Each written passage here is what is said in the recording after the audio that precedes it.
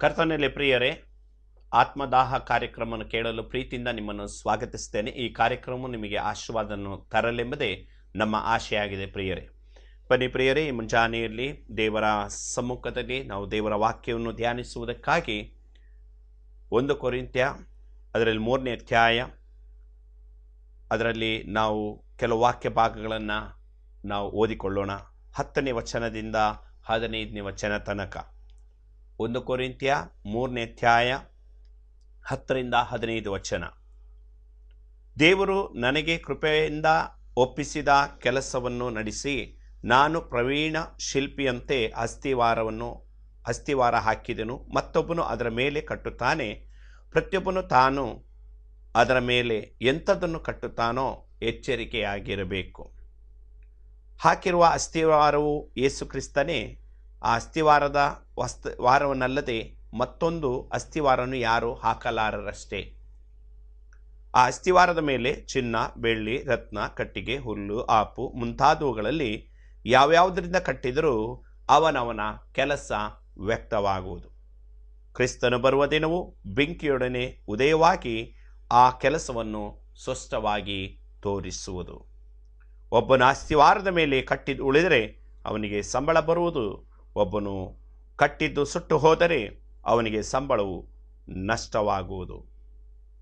ತಾನಾದರೂ ರಕ್ಷಣೆ ಹೊಂದುವನು, ಆದರೆ ಬೆಂಕಿಯೊಳಗಿಂದ ತಪ್ಪಿಸಿಕೊಂಡ ಮನುಷ್ಯನ ಹಾಗಿರುವನು. ಪ್ರಿಯರೇ, ಈ ದಿವಸದಲ್ಲಿ ನಮ್ಮ ವಿಶ್ವಾಸ ಜೀವಿತದಲ್ಲಿ ನಮ್ಮನ್ನು ದೇವರು ರಕ್ಷಣೆಗೆ, ಸತ್ಯಕ್ಕೆ, ವಾಕ್ಯಕ್ಕೆ, ಕ್ರಿಸ್ತನ ಬಳಿಗೆ ನಡೆಸಿದ ಮೇಲೆ ಪ್ರತಿಯೊಬ್ಬ ಕ್ರೈಸ್ತ ವಿಶ್ವಾಸಿ, ಕ್ರೈಸ್ತನು ತನ್ನ ಜೀವಿತದಲ್ಲಿ ಮಾಡತಕ್ಕಂಥ ಜವಾಬ್ದಾರಿಯುತವಾದಂಥ ಅನೇಕ ಕಾರ್ಯಗಳಿವೆ. ಆದ್ದರಿಂದ ಮುಂದಿನ ಕೆಲವು ವಾರಗಳು ಈ ವಾಕ್ಯ ಭಾಗದೊಂದಿಗೆ ನಾನು ಕೆಲವು ಸಂಗತಿಗಳನ್ನು ಮಾತನಾಡಲಿಕ್ಕೆ ಇಷ್ಟಪಡ್ತೇನೆ ಪ್ರಿಯರೇ. ಇದು ಬಹಳ ವಿಶೇಷವಾಗಿರುವುದು. ನಮ್ಮ ಪ್ರತಿಯೊಬ್ಬರ ಜೀವಿತದಲ್ಲಿ ನಾವು ಅನುಸರಿಸಬೇಕಾದಂಥ ಸಂಗತಿಗಳು. ಆದ್ದರಿಂದ ಮುಂದಿನ ದಿವಸಗಳಲ್ಲಿ ಇದರ ಆ ಒಂದು ವಾಕ್ಯ ಉಪದೇಶವನ್ನು ತಪ್ಪದೆ ನೀವು ಆಲಿಸಬೇಕೆಂಬುದೇ ನನ್ನ ಆಶೆಯಾಗಿದೆ ಪ್ರಿಯರೇ. ಇಲ್ಲಿ ಪೌಲನು ಕೊರಿಂಥ್ಯದಲ್ಲಿರ್ತಕ್ಕಂಥ ವಿಶ್ವಾಸಿಗಳಿಗೆ ಹೇಳುವಂಥ ವಿಷಯ, ಒಬ್ಬನು ಏನನ್ನು ಕಟ್ಟುತ್ತಾನೋ, ಯಾವುದ್ರ ಮೇಲೆ ಏನು ಕಟ್ಟುತ್ತಾನೋ ಅದರ ವಿಷಯದಲ್ಲಿ ಎಚ್ಚರಿಕೆಯಾಗಿರಬೇಕು. ಆ ಅಸ್ತಿವಾರ ಯೇಸು ಕ್ರಿಸ್ತನೇ. ಮತ್ತೊಂದು ಅಸ್ತಿವಾರವನ್ನು ಯಾರು ಹಾಕಲಾರರಷ್ಟೇ. ಅಸ್ತಿವಾರದ ಮೇಲೆ ಚಿನ್ನ, ಬೆಳ್ಳಿ, ರತ್ನ, ಕಟ್ಟಿಗೆ, ಹುಲ್ಲು, ಆಪು ಮುಂತಾದವುಗಳಲ್ಲಿ ಯಾವುದರಿಂದ ಕಟ್ಟಬೇಕು ಅಲ್ಲ, ಕಟ್ಟಿದರೂ ಅವನವನ ಕೆಲಸ ವ್ಯಕ್ತವಾಗುವುದೆಂಬುದಾಗಿ ದೇವರ ವಾಕ್ಯ ಸ್ಪಷ್ಟವಾಗಿ ಹೇಳ್ತದೆ ಪ್ರಿಯರೇ. ಹಾಗಿರುವಾಗ ಇವತ್ತು ನಮ್ಮ ಜೀವಿತ ಯಾವ ರೀತಿಯಲ್ಲಿ ದೇವರ ಸಮ್ಮುಖದಲ್ಲಿ ಇದೆ ಎಂಬುದಾಗಿ ನಾವು ದೇವರ ಸಮ್ಮುಖದಲ್ಲಿ ನಾವು ಪರೀಕ್ಷಿಸಿಕೊಳ್ಳಬೇಕಾಗಿದೆ. 9ನೇ ವಚನದಲ್ಲಿ, ನಾವು ದೇವರ ಜೊತೆ ಕೆಲಸದವರು, ನೀವು ದೇವರ ಹೊಲವು, ದೇವರ ಕಟ್ಟಡವು ಆಗಿದ್ದೀರಿ. ಹಾಗಾದರೆ ನಾವು ಕಟ್ಟಲ್ಪಡಬೇಕು ಎಂಬುದಾಗಿ ದೇವರ ಚಿತ್ತ ಇದೆ. ನಾನು ಕ್ರೈಸ್ತನಾದ ಮೇಲೆ ಅಥವಾ ವಿಶ್ವಾಸಿ ಆದ ಮೇಲೆ ಏನೋ ನಾನು ರಕ್ಷಣೆ ಹೊಂದಿದೆ, ದೀಕ್ಷಾಸನ ತಗೊಂಡೆ, ನನ್ನ ಜೀವಿತದಲ್ಲಿ ಏನೋ ಮಾಡಿದೆ ಅಂತೇಳಿ ಅಷ್ಟರಲ್ಲೇ ಮುಕ್ತಾಯ ಮಾಡದೆ, ನೀನು ರಕ್ಷಣೆ ಹೊಂದಿದ್ದ ದಿನದಲ್ಲಿಯೇ ದೇವರ ವಾಕ್ಯ ಹೇಳ್ತದೆ, ನೀನು ಹೊಸದಾಗಿ ಹುಟ್ಟಿದ್ದಿ.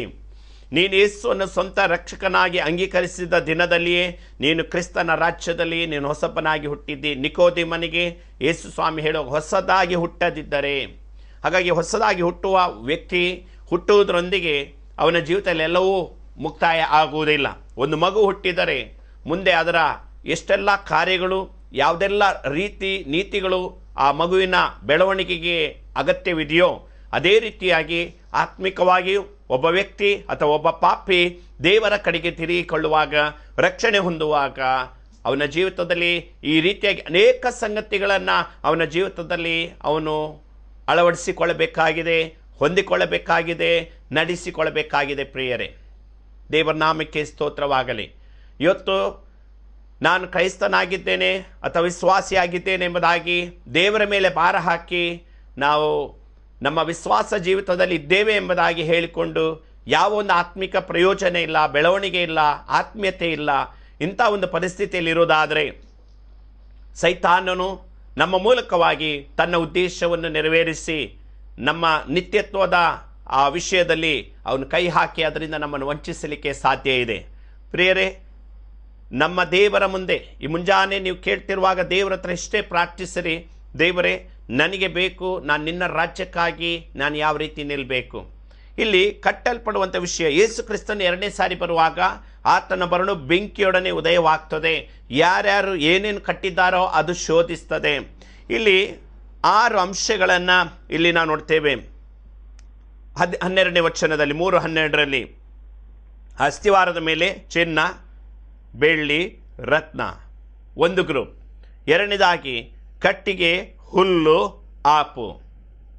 ಇಂಥವುಗಳಲ್ಲಿ ಇದರಿಂದ ವಸ್ತುಗಳಿಂದ ಯಾರ್ಯಾರು ಏನೇನು ಕಟ್ಟುತ್ತಾರೋ ಅವು ಕಟ್ಟಲ್ಪಟ್ಟ ಮೇಲೆ ಅವನ ಜೀವಿತದಲ್ಲಿ ಅವನ ಕೆಲಸ ವ್ಯಕ್ತವಾಗ್ತದೆ. ಯೇಸು ಕ್ರಿಸ್ತನ ಆ ಬರೋಣದಲ್ಲಿ ಬೆಂಕಿಯೊಡನೆ ಅದು ಉದಯವಾಗುವಾಗ ಅವನು ಏನು ಮಾಡಿದ್ದಾನೆ ಎಂಬುದಾಗಿ ಆತನ ಬರೋಣವು, ಆತನ ಬೆಂಕಿಯು ಶೋಧಿಸ್ತದೆ ಎಂಬುದಾಗಿ ದೇವರ ವಾಕ್ಯ ನಾವು ನೋಡುತ್ತೇವೆ. ನಾನು ಕೇಳ್ತಿದ್ದ ಪ್ರಿಯ ಸಹೋದರನೇ ಸಹೋದರಿಯೇ, ನಿನ್ನ ಜೀವಿತದಲ್ಲಿಯೂ ಈ ಒಂದು ಪ್ರಶ್ನೆ ಯಾವಾಗಲೂ ಇರಲಿ, ನಾನು ಮಾಡಿದ್ದೇ ಆಯಿತು, ನಾನು ಹೇಳಿದ್ದೇ ಆಯಿತು, ನಾನು ಜೀವಿಸಿದ್ದೇ ಬಂತು ಎಂಬುದಾಗಿ ಜೀವಿಸದೆ ನನ್ನ ಪ್ರತಿಯೊಂದು ವಿಷಯಗಳಿಗೂ ದೇವರು ಕೇಳ್ತಾನೆ ನೋಡ್ತಾನೆ ಅನ್ನುವಂಥ ಒಂದು ಯೋಚನೆ ನಿಮ್ಮ ಜೀವಿತದಲ್ಲಿ ಯಾವತ್ತೂ ಮರೆಯಬಾರದು. ಹಾಗಿರುವಾಗ ಇವತ್ತು ದೇವರು ನಮ್ಮನ್ನು ಕರೆದಿದ್ದಾರೆ, ಆರಿಸಿಕೊಂಡಿದ್ದಾರೆ ಅಂತ ಹೇಳಿದರೆ ದೇವರಿಗೆ ಒಂದು ಉದ್ದೇಶ ಇದೆ, ಚಿತ್ತ ಇದೆ. ಈ ಲೋಕದಲ್ಲಿ ನಾವು ಯಾವ ಕಾರ್ಯ ಮಾಡೋದಾದರೂ ಉದ್ದೇಶ ಇಲ್ಲದೆ ಯಾವುದು ಮಾಡೋದಿಲ್ಲ. ನಮ್ಮ ಜೀವಿತದಲ್ಲಿ ಯಾವುದೇ ಒಂದು ಸಣ್ಣ ವಿಷಯ ಇರಲಿ, ದೊಡ್ಡ ವಿಷಯ ಇರಲಿ, ನಮಗೆ ಒಂದು ಪ್ಲ್ಯಾನ್ ಆ್ಯಂಡ್ ಪರ್ಪಸ್ ಇದೆ. ಹಾಗೆಯೇ ದೇವರಿಗೂ ಸಹ ನಮ್ಮನ್ನು ರಕ್ಷಣೆಗೆ ನಡೆಸಿದಾಗ ನಾನು ಕೇಳ್ತಂಥ ಪ್ರಿಯರೇ, ನಿಮ್ಮನ್ನು ದೇವರ ಆ ಒಂದು ಅನುಭವದಲ್ಲಿ ನಿಮ್ಮನ್ನು ನಡೆಸಬೇಕಾದ್ರೆ ದೇವರಿಗೆ ನಿಮ್ಮ ವಿಷಯದಲ್ಲಿ ಅನೇಕ ಯೋಚನೆಗಳಿವೆ. ಹಾಗಿರುವಾಗ ಶೋಧನೆಗಳು, ಇಕ್ಕಟ್ಟುಗಳು, ನಿರಾಶೆಗಳು, ಬೇಸರಗಳು ಬಂದದ್ರಿಂದ ನಿಮ್ಮ ಜೀವಿತದಲ್ಲಿ ಕುಗ್ಗಿ ಹೋಗುವಂಥ ಪರಿಸ್ಥಿತಿ, ಇಂಥ ರೀತಿಯಾದಂಥ ಅವಕಾಶಗಳು ಯಾವತ್ತೂ ಆಗಬಾರ್ದು. ಇವತ್ತು ನಮ್ಮ ವಿಶ್ವಾಸ ಜೀವಿತ ಈ ರೀತಿಯಾದಂಥ ಒಂದು ಅನುಭವವನ್ನು ನಮ್ಮ ಜೀವಿತದಲ್ಲಿ ನಾವು ಸಾಧಿಸಿಕೊಂಡು ಹೋದಾಗ ಮಾತ್ರ ಕರ್ತನು ನಮಗೆ ಎಲ್ಲ ರೀತಿಯ ಸಹಾಯಗಳನ್ನು ಕೊಟ್ಟು ನಮ್ಮನ್ನು ನಡೆಸ್ತಾನೆ. ಇಲ್ಲಿ ಚಿನ್ನ, ಬೆಳ್ಳಿ, ರತ್ನ ಇವುಗಳು ಬೆಂಕಿಯ ಶೋಧನೆಯಿಂದ ಅದು ಉಳಿತವೆ. ಆ ನಂತರ ಕಟ್ಟಿಗೆ, ಹುಲ್ಲು, ಆಪು ಅದು ಬೆಂಕಿಯಿಂದ ಸುಟ್ಟು ಹೋಗಿಬಿಡ್ತವೆ. ಹಾಗಿರುವಾಗ ಇವತ್ತು ನಮ್ಮ ಜೀವಿತದಲ್ಲಿ ನಾವು ಸಾಧಿಸುವಂಥ ಕಾರ್ಯಗಳು ಏನು? ಇಲ್ಲಿ ದೇವರ ವಾಕ್ಯ ಬಹಳ ಸ್ಪಷ್ಟವಾಗಿ ಹೇಳ್ತದೆ. ಇವತ್ತು ಈ ಚಿನ್ನ ಅಂತ ಹೇಳಿದರೆ ಒಂದು ನಂಬಿಕೆಯ ಜೀವಿತ ಎಂಬುದಾಗಿ ದೇವರ ವಾಕ್ಯದಲ್ಲಿ ನಾವು ನೋಡುತ್ತೇವೆ. ನಂಬಿಕೆಯಿಂದ ಕೂಡಿದಂಥ ಜೀವಿತ. ಇವತ್ತು ನಾನು ಹೇಳುವಂಥ ವಾಕ್ಯದ ಉದ್ದೇಶ ಇಷ್ಟೇ ಪ್ರಿಯರೇ, ಇವತ್ತು ನಮ್ಮ ಆಧ್ಯಾತ್ಮಿಕ ಜೀವಿತದಲ್ಲಿ ನಾವೆಲ್ಲಿದ್ದೇವೆ, ಬೈಬಲ್ ಎಲ್ಲಿದೆ, ನಾವೆಲ್ಲಿದ್ದೇವೆ, ಉಪದೇಶಗಳು ಎಲ್ಲಿವೆ, ಕ್ರಿಸ್ತನ ಯೋಚನೆ ಎಲ್ಲಿದೆ, ಇವುಗಳನ್ನು ನಾವು ವ್ಯತ್ಯಾಸ ಕಂಡುಕೊಳ್ಬೇಕಾದಕ್ಕಾಗಿ ಇವತ್ತು ಸತ್ಯ ತಿಳಿದಾಗ ಸತ್ಯವು ನಮ್ಮನ್ನು ಬಿಡಿಸ್ತದೆ, ಸತ್ಯವು ನಮ್ಮನ್ನು ರಕ್ಷಿಸ್ತದೆ. ಹಾಗಿದ್ರೆ ನಮ್ಮ ಜೀವಿತದಲ್ಲಿ ಸಹ ಅದೇ ಅನುಭವವನ್ನು ದೇವರ ಸಮ್ಮುಖದಲ್ಲಿ ನಾವಿಟ್ಟುಕೊಂಡು ನಮ್ಮ ವಿಶ್ವಾಸ ಜೀವಿತವನ್ನು ನಾವು ಸಾಗಿಸಬೇಕಾಗಿದೆ. ನಮ್ಮ ವಿಶ್ವಾಸ ಜೀವಿತವನ್ನು ನಾವು ಸಾಧಿಸಿಕೊಂಡು ಕ್ರಿಸ್ತನ ಬರಣದವರೆಗೂ ನಂಬಿಗಸ್ತರಾಗಿ ಬಾಳಬೇಕಾಗಿದೆ. ಹಾಗಿರುವಾಗ ಇವತ್ತು ಯೇಸು ಕ್ರಿಸ್ತನ ಬರುವಾಗ ಸುಮ್ಮನೆ ಕಣ್ಣುರೆಪ್ಪೆ ಬಳಿಯುವಷ್ಟರೊಳಗೆ ಎತ್ತಲ್ಪಡ್ತೇ, ಹೌದು. ಆದರೆ ಇವತ್ತು ನಾನು ಯಾವ ಪರಿಸ್ಥಿತಿಯಲ್ಲಿದ್ದೇನೆ, ನನ್ನ ಜೀವಿತದಲ್ಲಿ ನನ್ನ ಶೋಧನೆ, ಕಷ್ಟ, ಇಕ್ಕಟ್ಟುಗಳು ಬರ್ತದೆ, ನಾನು ನಂಬಿಕೆಯಲ್ಲಿ ಬಲವಾಗಿ ಇದ್ದರೆ ನನ್ನ ಜೀವಿತದಲ್ಲಿ ಖಂಡಿತವಾಗಿ ನಾನು ಶೋಧಿಸಲ್ಪಟ್ಟು ಹೊರಗೆ ಬರ್ತೇನೆ. ನಾನು ಗುಣಗುಟ್ಟುವನಾಗಿದ್ದರೆ ನಾನು ಖಂಡಿತ ಶೋಧಿಸಲ್ಪಟ್ಟು ಹೊರಗೆ ಬರಲಿಕ್ಕೆ ಸಾಧ್ಯ ಇಲ್ಲ. ಈಗ ಕುಂಬಾರನ ಮಡಿಕೆ ಕಲ್ಲು ಮಣ್ಣು ಮಿಶ್ರಿತವಾಗಿದ್ದರೆ ಬೆಂಕಿ ದಾಟುವಾಗ ಮಡಿಕೆ ಒಡೆದೋಗ್ತದೆ. ಅದೇ ಒಂದು ಬಂಗಾರವನ್ನು ಹಾಕಿ, ಚಿನ್ನವನ್ನು ಹಾಕಿ, ಏನೇ ಕಲ್ಮಶಗಳಿರಲಿ, ಆ ಬೆಂಕಿಯಿಂದ ಅದು ಶೋಧಿಸಲ್ಪಡುವಾಗ ಕಲ್ಮಶಗಳೆಲ್ಲವೂ ಹೋಗಿ ಒಳ್ಳೆ ಶುದ್ಧವಾದ ಬಂಗಾರ ಸಿಗ್ತದಲ್ವೋ?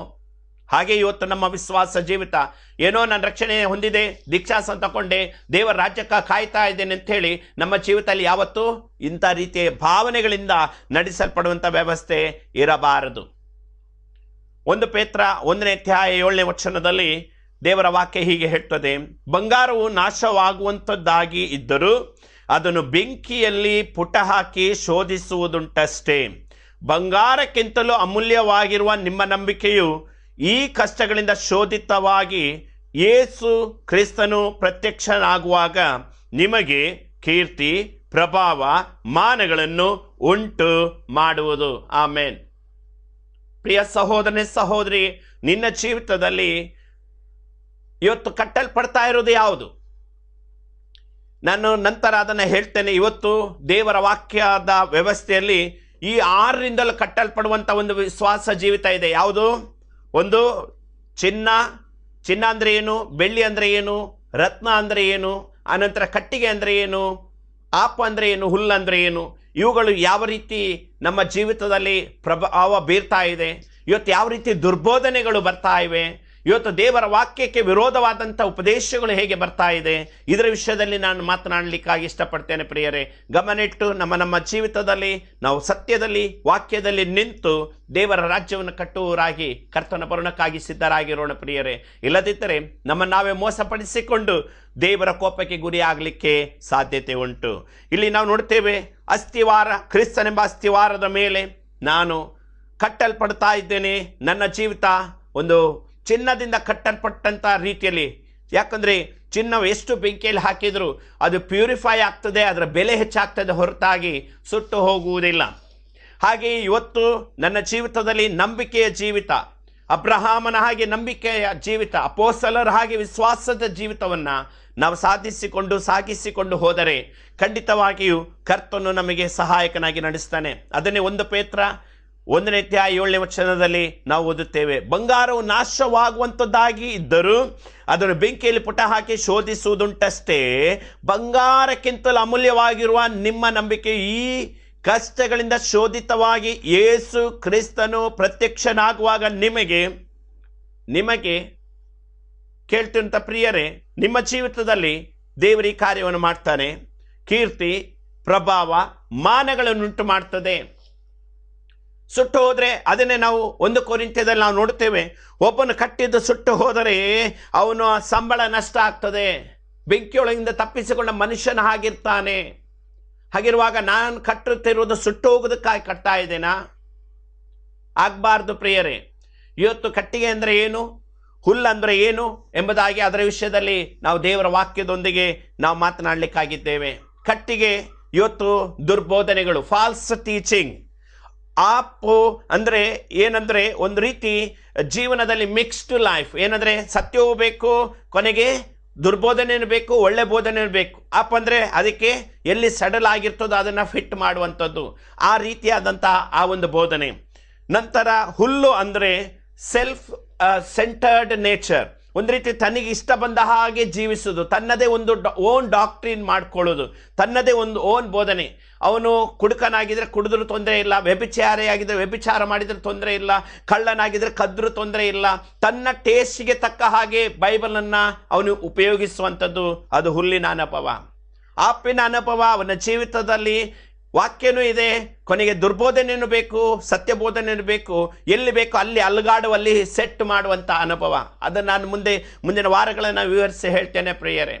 ನಂತರ ಕಟ್ಟಿಗೆ ಅವನ ಜೀವಿತದಲ್ಲಿ ಅಂದರೆ ಸತ್ಯ ಬೋಧನೆಯನ್ನು ಮೀರಿ ಜೀವಿಸುವಂಥದ್ದು, ಸತ್ಯ ಬೋಧನೆಯನ್ನು ಬದಿಗಿಟ್ಟು ತನ್ನ ಟೇಸ್ಟ್ಗೆ ತನ್ನ ಇಷ್ಟಕ್ಕೆ ಬಂದ ಹಾಗೆ ಏನೆಲ್ಲ ಹೇಳ್ತಾರೋ ಅದೆಲ್ಲ ವೇದವಾಕ್ಯ, ಯಾರು ಏನು ಹೇಳಿದ್ರು ಅದೆಲ್ಲವೂ ಬೈಬಲಲ್ಲಿ ಹೇಳೋದಲ್ವಾ ಅಂತ ಹೇಳ್ಕೊಂಡು ದುರ್ಬೋಧನೆಗೆ ಒಳಗಾಗುವಂಥ ಪರಿಸ್ಥಿತಿ. ಕಟ್ಟಿಗೆ, ಆಪು, ಹುಲ್ಲು, ಇವು 3 ಸುಟ್ಟು ಹೋಗ್ತವೆ. ದುರ್ಬೋಧನೆ ತನ್ನ ಜೀವಿತದಲ್ಲಿ ಸತ್ಯಬೋಧನೆ ದುರ್ಬೋಧನೆ ಮಿಕ್ಸ್ ಮಾಡಿ ಜೀವಿಸುವಂಥ ಜೀವನ. ಆ ನಂತರ ಹುಲ್ಲು ತನ್ನ ಜೀವಿತದಲ್ಲಿ ಬೇಕಾದದನ್ನೇ ಬೇಕಾದ ರೀತಿಯಲ್ಲಿ ಅವನು ಧ್ಯಾನಿಸುವಂಥದ್ದು. ಪ್ರಿಯರೇ, ಇವತ್ತು ನಮ್ಮ ಜೀವಿತದಲ್ಲಿ ತಿಳ್ಕೊಳ್ಬೇಕು, ನಾನು ದೇವರ ಮಗನು, ಈ ದೇಹ ದೇವರ ಆಲಯ, ಇದು ಈ ಕೆಟ್ಟ ಕಾರ್ಯಗಳು ಮಾಡಲಿಕ್ಕಾಗಿರುವಂಥ ದೇಹ ಅಲ್ಲ. ಇವತ್ತು ಒಬ್ಬ ಕುಡುಕನು ಏನು ಹೇಳ್ತಾನೆ ಅಂದರೆ, ಪೌಲನು ತಿಮೋತಿಯನಿಗೆ ಹೇಳಿದಾನಲ್ಲ ಸ್ವಲ್ಪ ತಕೋ ಅಂತೇಳಿ, ಹಾಗೆ ಹೇಳಿ ತಗೊಂಡು ಸ್ವಲ್ಪ ಹೇಳಿ ಉದ್ದುದ್ದ ಗ್ಲಾಸಲ್ಲಿ ಅವನಿಗೆ ಕುಡಿಯುವಂಥ ಆಸೆ, ಶೋಧನೆ, ಕೊನೆಗೆ 24 ಗಂಟೆ ಅದಿಲ್ಲದೆ ಜೀವನ ಮಾಡಲಿಕ್ಕಾಗಲ್ಲ. ಕೊನೆಗೆ ವೈದ್ಯರೇ ಕೈ ಬಿಡುವಂಥ ಪರಿಸ್ಥಿತಿ, ದೇವರಂತೂ ಕೈ ಬಿಟ್ಟಿರ್ತಾರೆ. ಅದೇ ಒಬ್ಬ ವ್ಯಕ್ತಿ ಏನು ಮಾಡಬೇಕು, ಪ್ರಕಟಣೆಯಲ್ಲಿ ಬರೆದದನ್ನು ನೆನಪು ಮಾಡ್ಕೊಳ್ಬೇಕು, ಕುಡುಕರು ದೇವರ ರಾಜ್ಯಕ್ಕೆ ಸೇರುವುದೇ ಇಲ್ಲ. ಹಾಗಾದರೆ ಗಲಾತ್ಯದಲ್ಲಿ ಸಹ ನೋಡ್ತೇವೆ, ಕೊರಿಂಥ್ಯದಲ್ಲ ನೋಡ್ತೇವೆ, ನಂತರ ಪ್ರಕಟಣೆಯಲ್ಲಿ ನಾವು ನೋಡ್ತೇವೆ ಕುಡುಕರಿಗೆ ದೇವರ ರಾಜ್ಯ ಬಾಧ್ಯವಾಗುವುದೇ ಇಲ್ಲ. ಗಲಾತ್ಯೆಲ್ಲ ನೋಡ್ತೇವೆ, ಇಂಥವರಲ್ಲಿ ಒಬ್ಬರಾದರೂ ದೇವರ ರಾಜ್ಯಕ್ಕೆ ಸೇರುವುದಿಲ್ಲ. That is God's word. ಪ್ರಿಯ ದೇವರ ಮಕ್ಕಳೇ, ಇದು ದೇವರ ವಚನ. ಹಾಗಿರುವಾಗ ಕಲಬೆರಕೆ ಜೀವಿತ ಇರಬಾರ್ದು. ನಿನ್ನ ಜೀವಿತದಲ್ಲಿ ದುಷ್ಟ ಸ್ವಭಾವ, ಕೆಟ್ಟ ಸ್ವಭಾವ, ಹವ್ಯಾಸಗಳು ಬಿಟ್ಟು ಬಿಡಲಿಕ್ಕಾಗಲ್ವಾ? ದೇವರನ್ನು, ವಾಕ್ಯವನ್ನು ಆಧಾರ ಮಾಡಿಕೊಂಡು ಜೀವಿಸದೆ ಬಿಟ್ಟು ಬಿಡು, ಇಲ್ಲದಿದ್ದರೆ ದೇವರ ವಾಕ್ಯವನ್ನು ಹೇಳಬೇಡ. ಯಾಕಂದ್ರೆ ನೀನು ಕಟ್ಟುವಂಥದ್ದು ಕಟ್ಟುತ್ತಾ ಇದೆಯಾ, ಹೇಳ್ತಾ ಇದೆಯಾ. ಒಂದು ದಿವಸ ಬೆಂಕಿಯೊಡನೆ ಉದಯವಾಗುವ ಕರ್ತನ ಭರಣವು ನಿನ್ನ ಜೀವಿತದಲ್ಲಿ ಎಲ್ಲವನ್ನ ಸುಟ್ಟು ಹಾಕ್ತದೆ. ನೀನು ಬೆಂಕಿಯೊಳಗೆ ತಪ್ಪಿಸಿಕೊಂಡ ಮನುಷ್ಯ ಹೇಗಿರ್ತಾನೆ? ಅರೆಬೆಂದ ಪರಿಸ್ಥಿತಿಯಲ್ಲಿ ಇರ್ತಾನಲ್ವಾ? ಹಾಗೆ ನಿನ್ನ ಜೀವಿತ ಆಗಬಾರ್ದು. ಯಾವುದು ಬಿಡಬೇಕೋ ಅದನ್ನು ಬಿಟ್ಟು ಬಿಡು, ಯಾವುದನ್ನು ತಿರಸ್ಕರಿಸಬೇಕು ಅದನ್ನು ತಿರಸ್ಕರಿಸಿ ಬಿಡು. ಈ ಲೋಕದ ಆಶಾಪಾಶಗಳು ತಾತ್ಕಾಲಿಕ, ಕ್ಷಣಿಕ. ಅದು ನಿನ್ನನ್ನು ವಂಚಿಸಿ ನಿನ್ನನ್ನೇ ನುಂಗಿ ಬಿಡುತ್ತದೆ, ನಿನ್ನನ್ನು ದೇವರ ರಾಜ್ಯದಿಂದ ವಂಚಿಸಿ ಬಿಡ್ತದೆ.